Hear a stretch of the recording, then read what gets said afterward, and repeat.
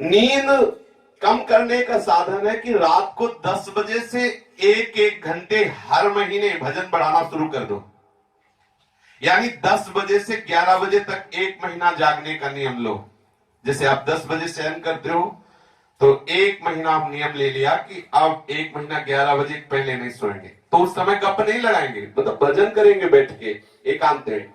जब दूसरा महीना शुरू हो तो 12 बजे तक का नियम ले लें, तीसरा महीना 1 बजे तक का, चौथे महीने में 2 बजे तक का।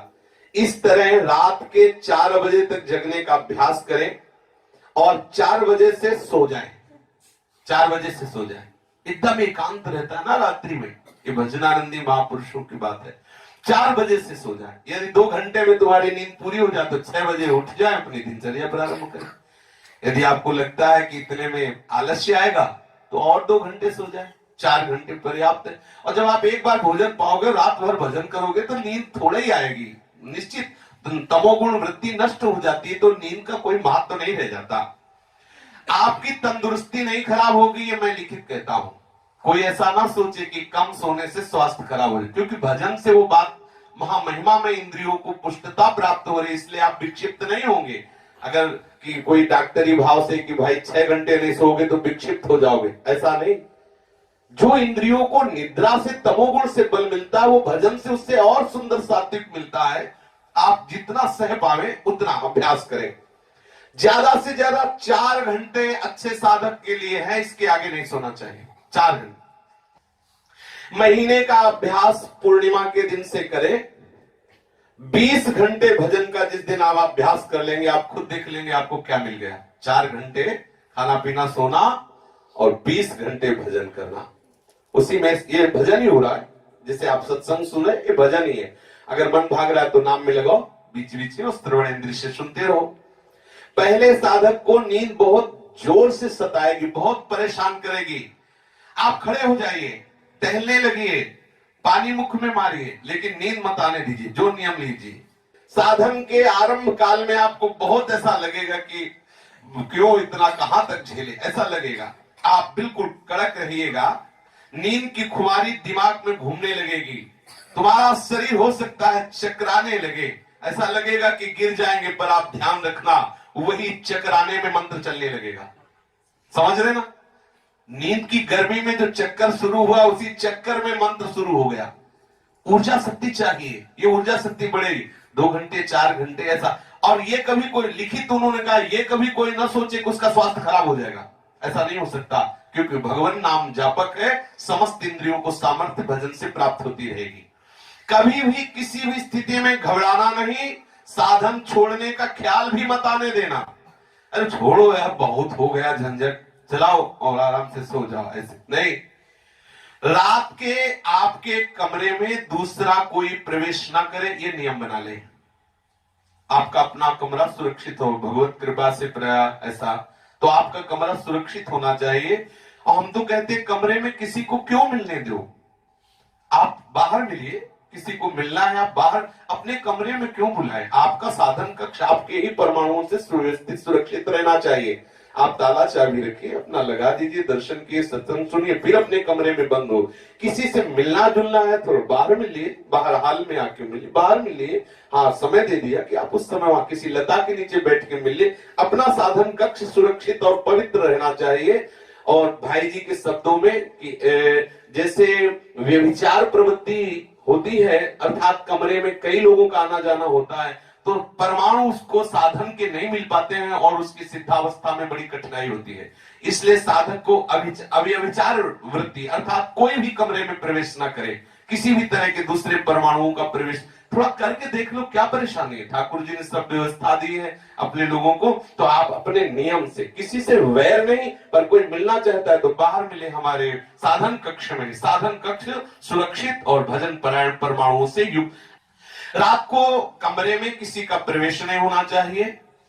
किसी को भी जो आपके आसपास कमरे में रहता हो सोते हुए देखना नहीं चाहिए। मान लो रात में भजन, तो ये सो रहा है कि नहीं सो रहा है, नहीं देखना, क्योंकि हमें फिर वो वैसी भावना बनेगी हम भी शयन करें। तो अगर जागकर भजन करना चाहते हैं तो शयन करते हुए पर दृष्टि न डालें। आप अर्थात आप अपने ही कमरे में रहे, वहीं टहले अंदर। तकिया, गद्दा, सुखपूर्वक सैया इसका त्याग कर दें। अब इस पे सोने को सोचे कि इसमें माला, सोफा पे बैठ के माला, एसी में बैठ के माला, गद्दा तकिया में बैठ के हो गया माला, 5 मिनट में वो माला माल हो जाओगे, आप सो जाओगे, पता ही नहीं चलेगा। तकिया गद्दा साधक के लिए ठीक नहीं है। साधक ज्यादा सुकोमल वस्त्रों पर अगर सहन करेगा तो अधिक नींद आएगी और नींद तंग करेगी। साधक चाहे गर्मी हो चाहे सर्दी, ऊन और कुशा के सिवा कोई आसन न बिछाए, ऐसा ही जीवन में रहा है। ऊन और कुशा के सिवा कोई शासन, कंबल और कुशासन, कुशासन नहीं मिल पा रहा तो कंबल का आसन है, नीचे टाट बिछा लो, चटाई मिलती चटाई डाल लो, एक कंबल डाल लो, बस सहन करना है। अपने हाथ की तकिया है, जितनी देर नींद आई सुखद आई, नहीं तो बैठ गए नाम जप कर रहे। अब 14 प्रकार की तकिया, छोटी मझोली और बड़ी, तो भजन क्या होगा ठाकुर जी जाने। अगर आपको ऐसी परेशानी लग रही है कि मुझे मेरा शरीर नींद के कारण मुझे गिरा देगा, तो छत में कोई एक ऐसी रस्सी बांध लीजिए, जिसमें नारायण स्वामी जी ने लिखा है, और उसे आप पकड़ लीजिए और फिर माला चलाइए। मतलब युद्ध करना है, युद्ध, पूरी पक्की ट्रेनिंग चाहिए इसमें, कोई साधारण भगवत पार्षद पद प्राप्त होना है। एक रस्सी का झूला डाल लीजिए, उसमें एक डंडा बांध दीजिए, उस डंडे में हिलिक जाइए, पूरी रात भजन कीजिए, नींद मत आने दीजिए। ऐसा कह रहे, जिस समय ज्यादा नींद आवे तो उस डंडे के सहारे खड़े हो जाइए। आपको नींद नहीं आनी चाहिए, लड़ो इस दुश्मन से। अगर आपको नींद आती है तो तेज रोशनी करके रखिए आप अपने कमरे में, अंधेरा मत होने दीजिए, फिर उसमें भजन कीजिए। ऐसे शेष चर्चा आगे। यहां कल से विश्राम हुआ था कि साधक को सुखपूर्वक नींद आ जाए ऐसी सैया पे नहीं सहन करना चाहिए। देखो वैसा तो हम सोच भी नहीं सकते शरीराभिमानी जीव, पर आप देखो भगवान के अवतार हैं भरत जी, चतुर्विंश रूप से राम लक्ष्मण भरत शत्रुघ्न, जैसे वासुदेव संकर्षण प्रद्युम्न अनिरुद्ध, ऐसे ही भरत जी साक्षात जो भगवान है वही भरत जी है। 4 रूपों में भगवान ही प्रकट हुए हैं। आप देखिए राम विरही भरत जी का जीवन देखिए, बड़ा, वो तो फिर प्रसंग बदल जाए। आप देखो प्रभु वनवास कर रहे हैं और ये अयोध्या में रहते हुए अपने शरीर को कस रहे हैं। जैसे वास में है कि सुखद व्यवस्था है, लेकिन कसने में, अब हमें चौपाई नहीं याद है, भरत भवन तन कसही, ऐसा है।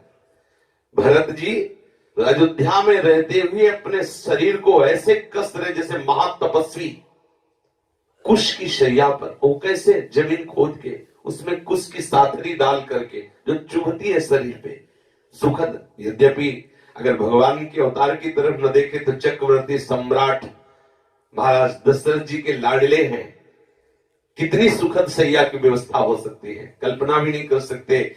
जो देवराजेंद्र के द्वारा सम्मानित है दशरथ जी, उनका भवन कितना सुखद होगा, इन माताओं का जो भवन कितना सुखद। भरत जी किसी भी भवन में अत्यंत सुखद सैया पर शयन कर सकते, लेकिन नहीं, प्रभु के दर्शन के निमित्त, प्रभु की सुमिरन के निमित्त उन्होंने सुखद सैया को, सुखद आहार को कभी स्वीकार नहीं किया।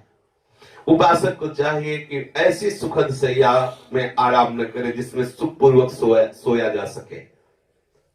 ये भगवत प्राप्ति के मार्ग की बातें हैं, जो संसार आसक्त जन है उनको तो समझ में भी नहीं आएगा कि भाई तकिया गद्दा से क्या लेना देना है, भजन से मतलब है।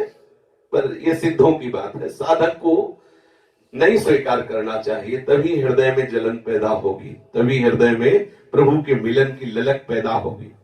कुशासन या ऊन का आसन, कंबल आदि आसन में ही शयन आदि करना चाहिए।